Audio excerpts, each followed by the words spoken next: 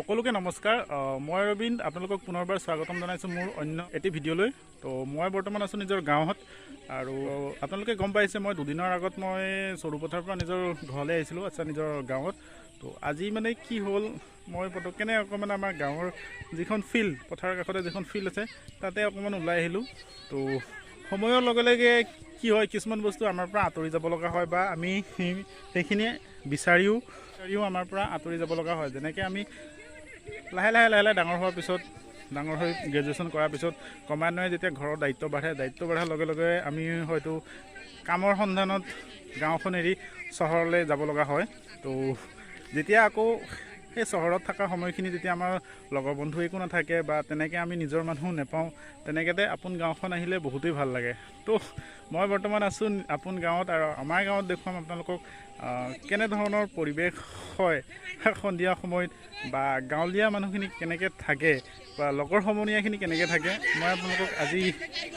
সেইটো উদ্দেশ্যে আজি বৰ্তমান মই ভিডিঅ'টো কৰি আছোঁ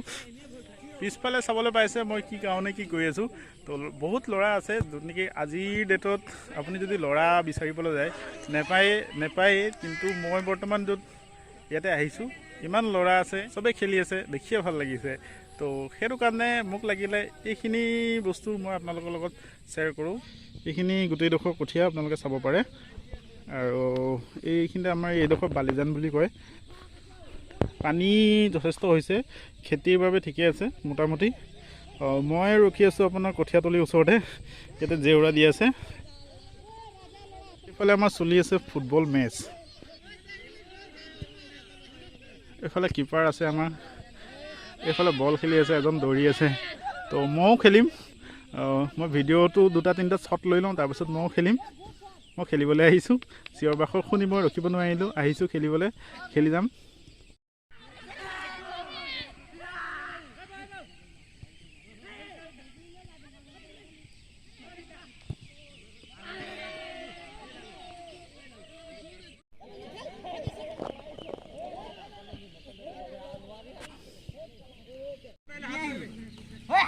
घोड़ी मार